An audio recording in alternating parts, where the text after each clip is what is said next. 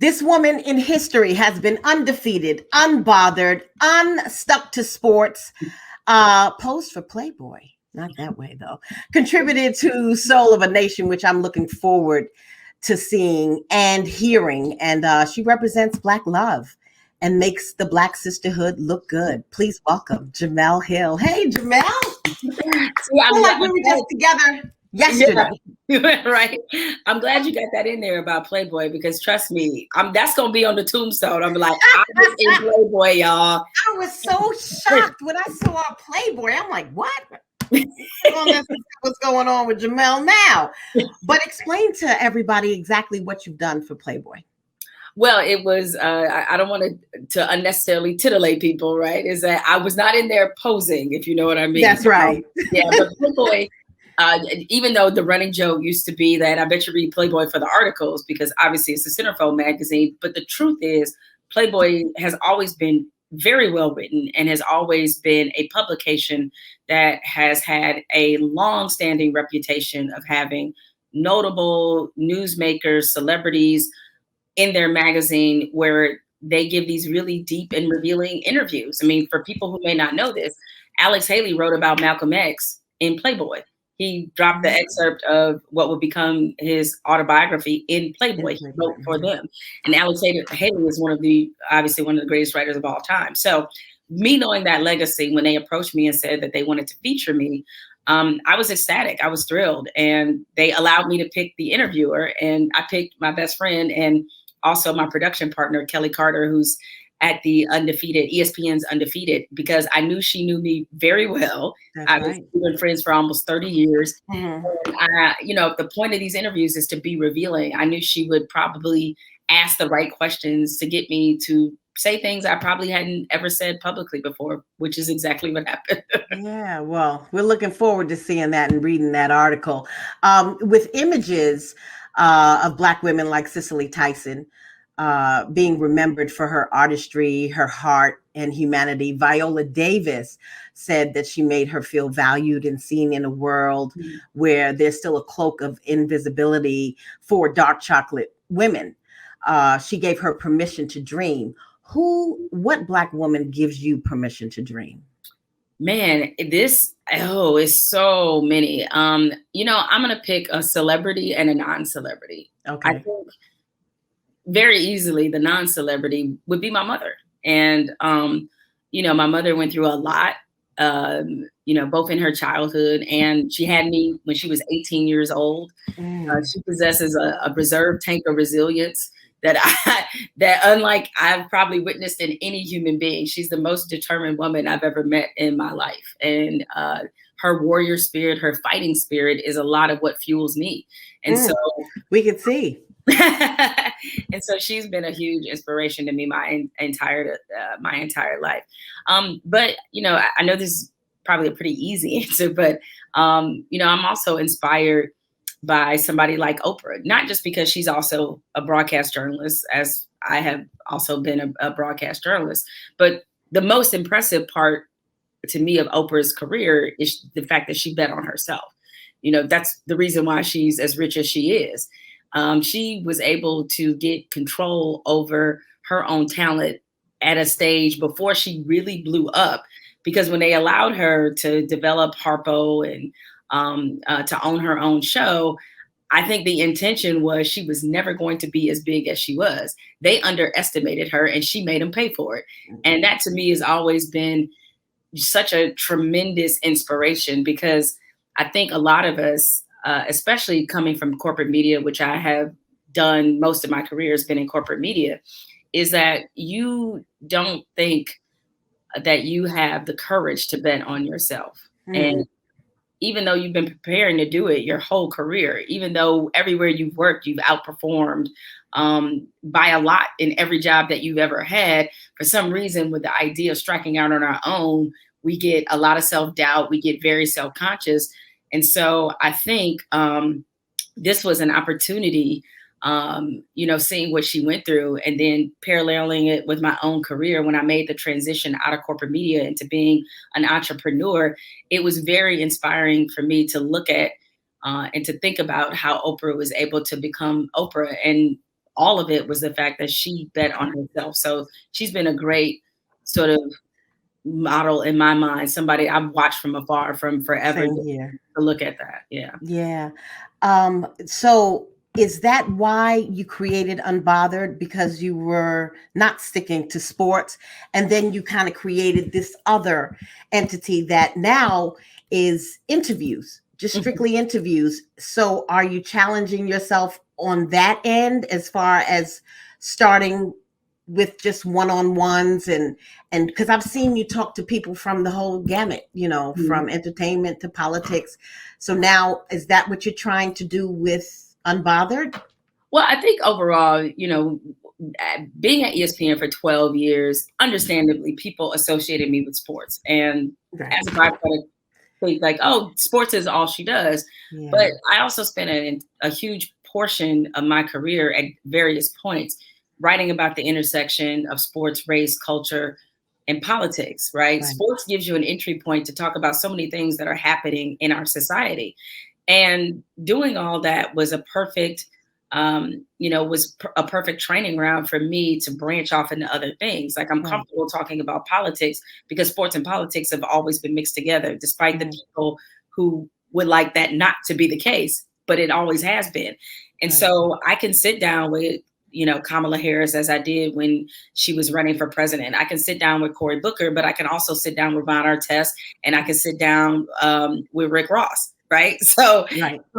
because sports and entertainment and politics have all kind of run together.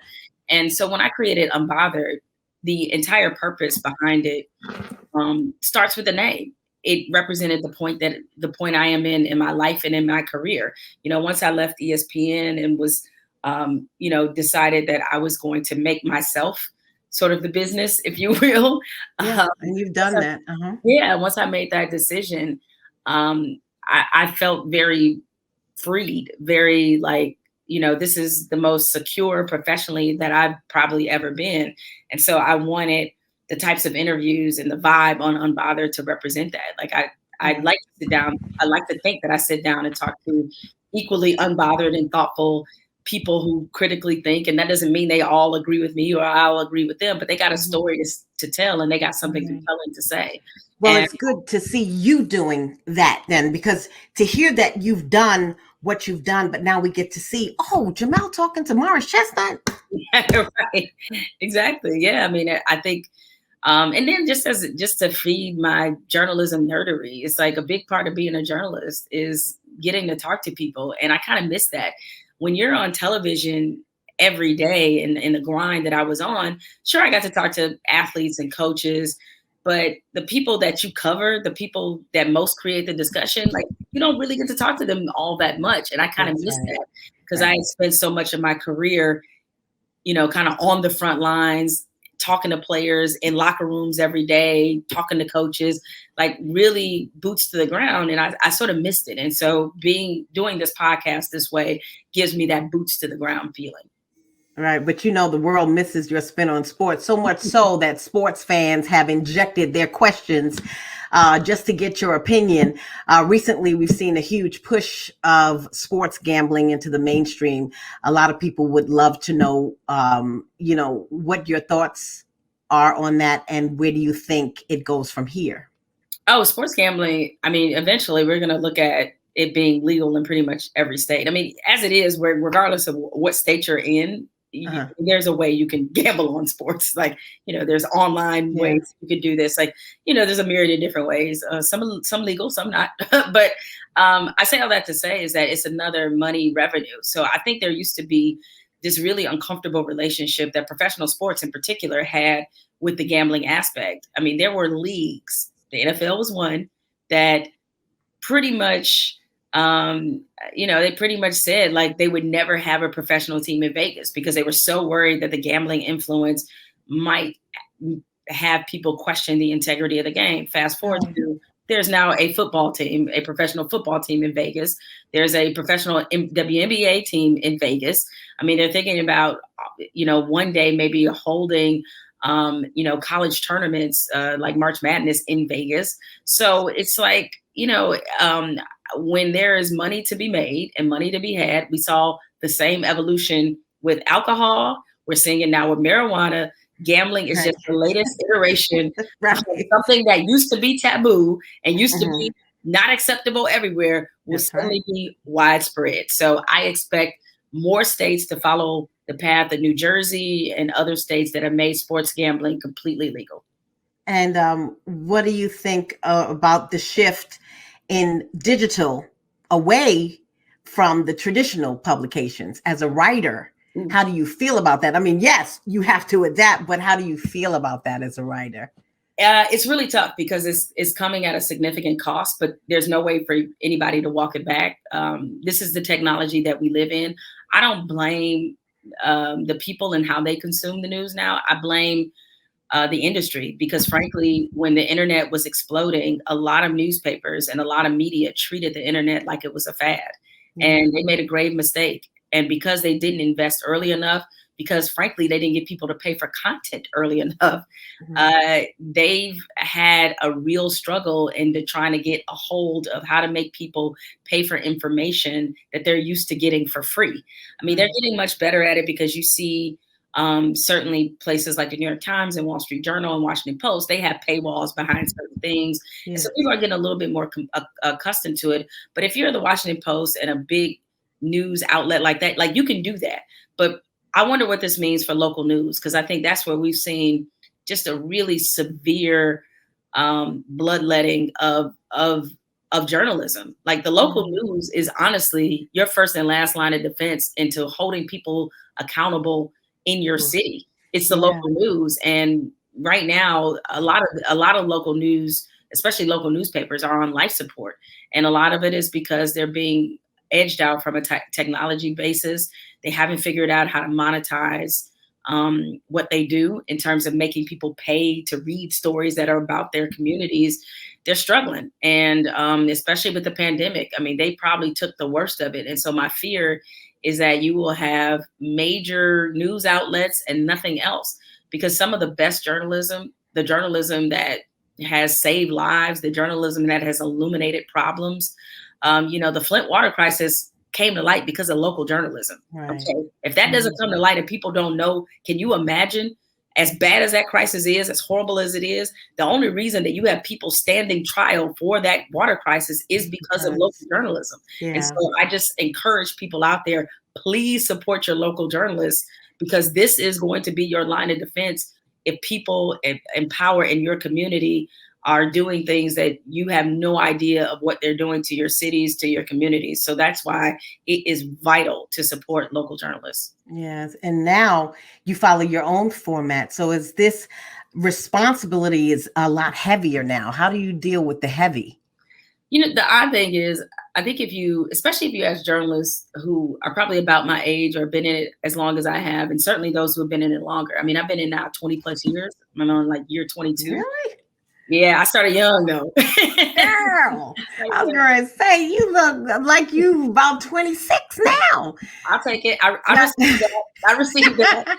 But, I mean, when you look at, kind of, I look at the arc of my career and think about, the fact that I got into journalism thinking I was going to be broke, because when I was in college, the average journalist, the salary was $19,000 a year. But you got into it because you believed in an ideal and a mission. And most journalists believe this. I mean, I know this is going to sound... And broadcasters too. Broadcasters too, yeah. I'm not just talking about print journalists. I'm talking about all journalists.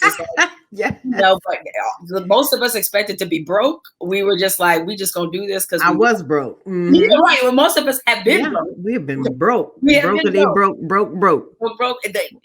This is something that is amazing to me. People don't understand journalism is a working class profession. Just because you see me on TV, you in the position you're in, somebody like Stephen A., those are exceptions. That is not the rule. Like most journalists are working class, okay? And so you got into it with this idea of truth. That's why you got into it. You got into it for one very simple phrase that I always keep in mind. Our job is to comfort the afflicted and afflict the comfortable. That's what it is. And so with that, I think it's always been heavy. It's always been a heavy thing. Ida B. Wells we wouldn't know about the horrors of lynching if not for Ida B. Wells, who is Yeah. the, the mother of Black journalism, right? And so Yeah. it's just that's been our lot, because it's Yeah. different when you're a Black journalist, because we have to both process the trauma of being Black in America as a Black person, but then put it into context, write about it, think about it, broadcast about it as a journalist. So two things are happening at once, and Yeah. nobody has to bear that same emotional responsibility that we do. But nevertheless, it's vital and it's necessary and it's important for our culture that we narrate our own stories and journeys. I'm glad you said that. And I'm so glad that you have found the time to do all of this and then appear on Black Love.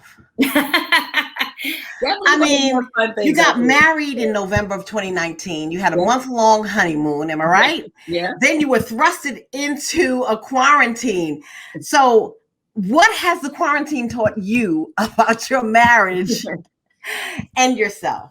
Well, it looks like you're wearing it really well on Black Love. I mean, I know it was what, 2 months in when you recorded that or something like that? Yeah. Yeah.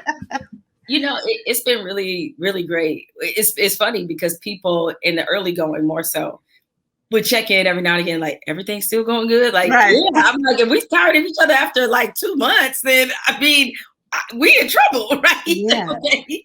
So I think it's been really, really great, because before the pandemic, my husband and we both traveled quite a bit for our jobs, and neither one of us, I mean, we both knew what we were signing up for, but now that we're not traveling and that hasn't been our reality during our marriage, it's worked out even better. I mean, we were living together before we got married, but this has worked out even better because I think it's allowed us to take our relationship to just another level. And we both were confident that we were making the right decision in getting married, but that's just more solidified every single day because we don't get tired of each other. Yeah, just a wonderful training ground. It definitely was like right out the box.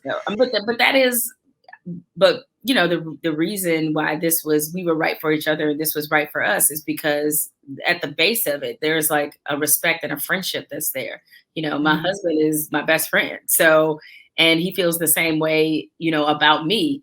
And if you don't have that, that makes it awfully hard to be with somebody on a regular basis every day. Now, granted, it's not like we're both not working. I mean, we're both working from home. And so there are many days where we are in separate parts of the house for hours and we do not see each other until it's dinner time. Right.